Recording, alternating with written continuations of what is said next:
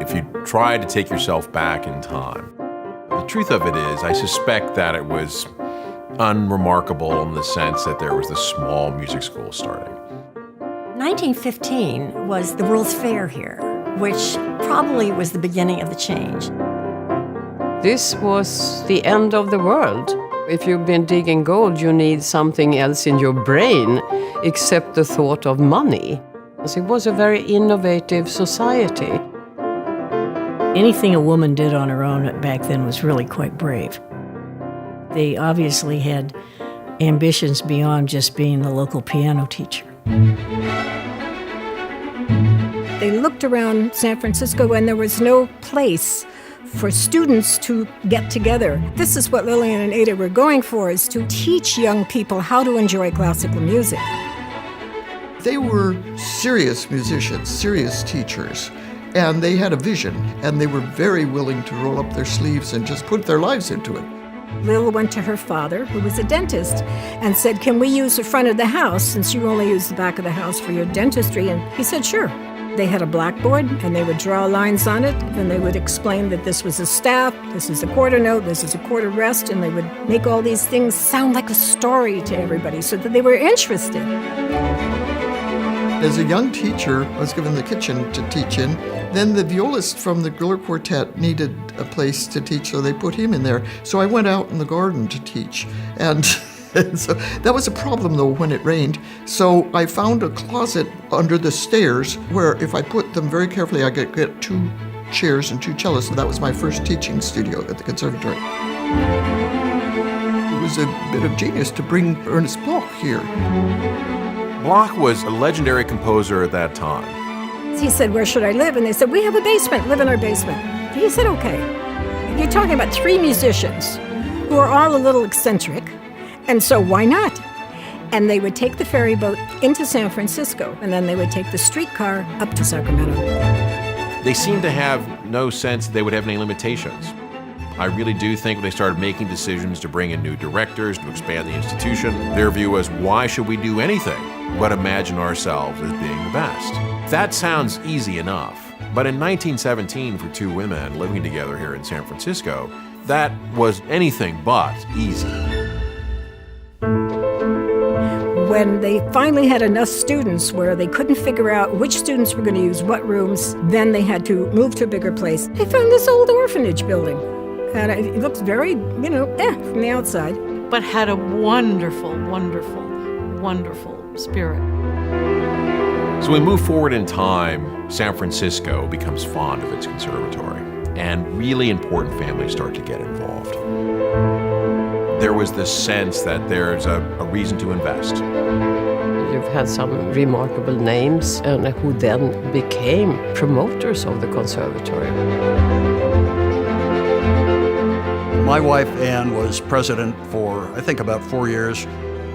She brought this property to the attention of the board, and now we're in this wonderful facility here. It was exciting to see Betty Hume break the first hole in the wall when we had the groundbreaking for the organization. She felt that this was a once-in-a-lifetime opportunity to bring the conservatory down to what we can only call as the San Francisco Arts District. She would be very happy to see how the conservatory is flourishing. It's really part of the musical culture. My mother was Phyllis Wattis. She just felt that music was very, very important to everybody in the city.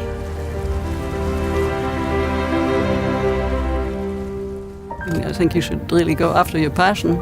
Good thing to do in life.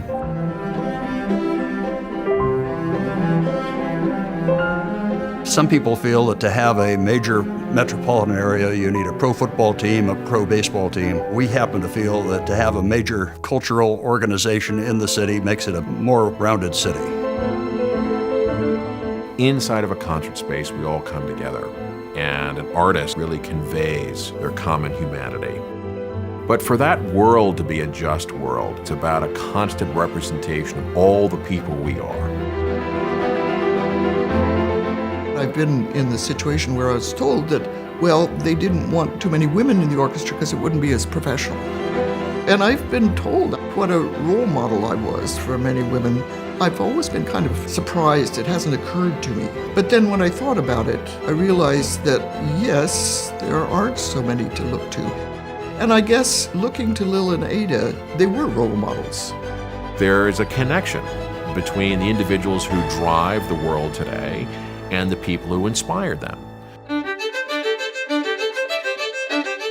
I'm trying to create a culture now where my female students have to practice stepping up to the plate, raising their hand first, being competitive for opportunities, sticking to their ideas, saying what they think.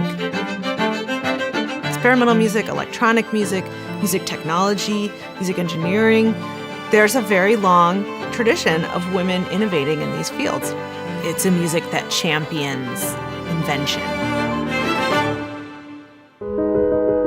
We are both preserving the sanctity of music, but also expanding the experience of it. Over the last couple of decades, it has grown into one of the major, important conservatories in the country. At various times, people involved have wanted something and put everything into it.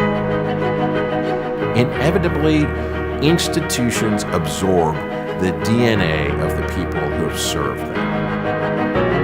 Extraordinary people don't always think of themselves as extraordinary people.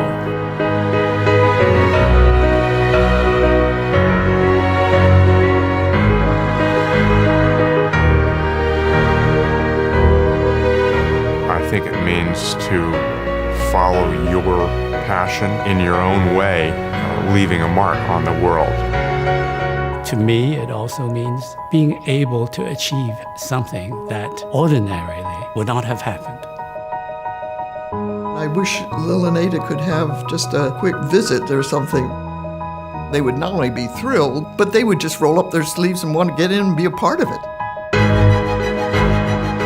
I don't think they would be shocked by the kind of students and faculty we have. You know, it's exciting. It's like the time when they founded it. Yeah, 100 years is pretty good. Yeah, not bad. Not bad.